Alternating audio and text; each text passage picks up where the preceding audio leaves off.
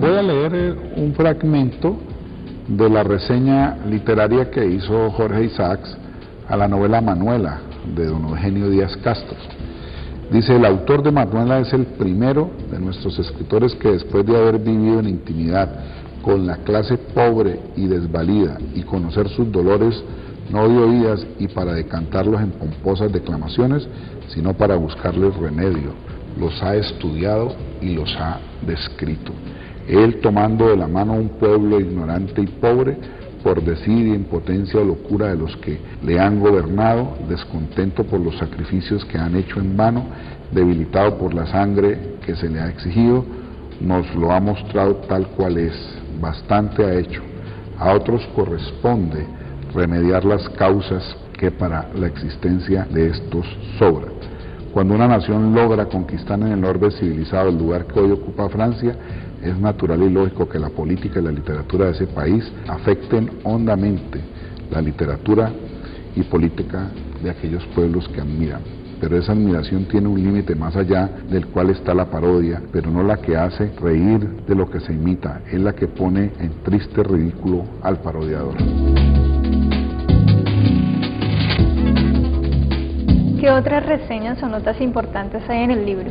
Destacaría en el libro las notas que él hace a sus amigos fallecidos, entonces notas, dijéramos, necrológicas, a Montalvo, José Antonio Montalvo, a César Conto, que fue gobernador del Estado Soberano del Cauca, a varios pues amigos locales de la época que muestran la pluma lírica y apasionada del escritor.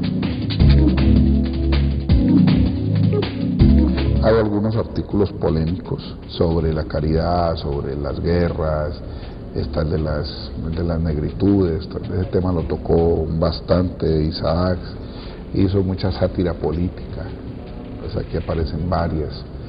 Y están pues los escritos con relación a la cotidianidad política, que también hizo mucha obra en ese campo, dado que Isaacs escribió muchos periódicos y dirigió periódicos y fundó periódicos. Eso va a estar en un volumen aparte y se va a estudiar específicamente.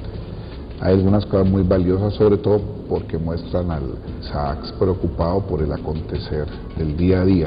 Falsamente se piensa que un romántico está por allá arriba, pensando en el amor y en la muerte. No, este es un Isaacs muy concreto, inclusive muy claro. Aquí lo dice en uno de sus artículos que él le interesa es la realidad y que desde ese punto de vista se considera un escritor realista.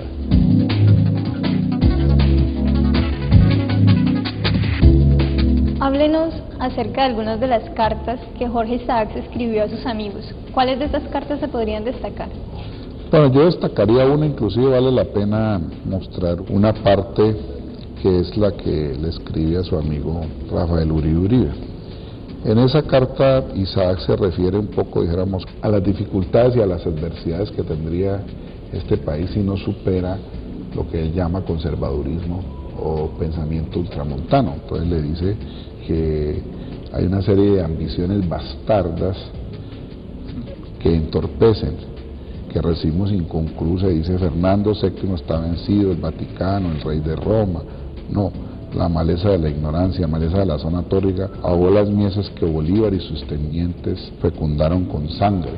En 1854, vencida la dictadura insolente, vino la tregua, el espacio para la meditación, el momento propicio, y no se la aprovechó.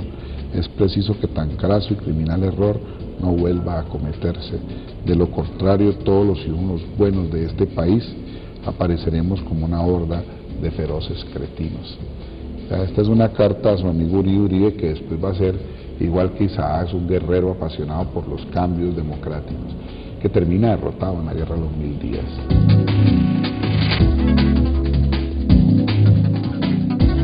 Esta carta, por ejemplo, indica cuánto Isaac le preocupaba el país, le preocupaba la suerte. Y dice, bueno, este legado, si no que lo toman los sectores más conservadores y ultramontanos, no podremos salir adelante. Y realmente en esta carta está sintetizada la lucha y la adversidad que le tocó a Isaac, porque finalmente el proyecto liberal democrático que ellos tenían fue derrotado en la guerra civil del 85, en la constitución del 86, y cuando Uribe quiso retomar, fueron derrotados en la guerra de los 1000 días, 1898.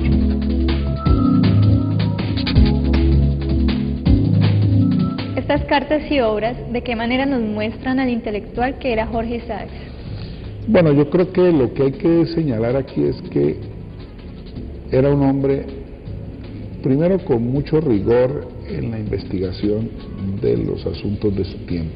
A él le preocupaba desde el habla, desde las pequeñas historias, como desde las fuentes documentales, como de los asuntos políticos.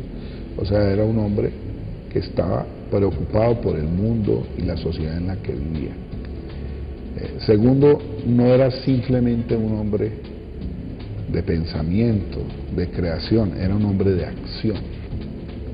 O sea, que era una cosa muy común en los intelectuales del siglo XIX, que iban a la guerra, que participaban en política, que ya tenían un accionar en el periodismo, querían, dijéramos, construir el mundo de acuerdo como lo concebían. Eso es una marca muy fuerte en el caso de Isaacs, un intelectual de acción. Que lo derrotaran, que le tocó vivir circunstancias adversas, bueno, esa es otra cosa, pero sus escritos muestran eso, la necesidad de cambiar, de actuar, no solamente de pensar.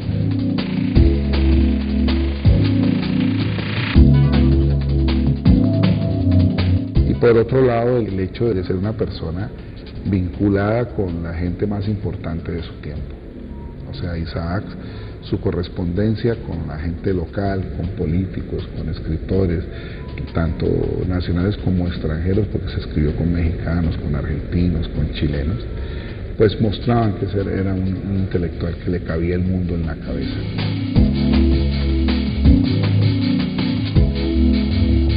Entonces ese gran intelectual pues tuvo esa visión y una adversidad que seguramente no le permitió concretar muchas de las cosas que estaban en su visión de mundo.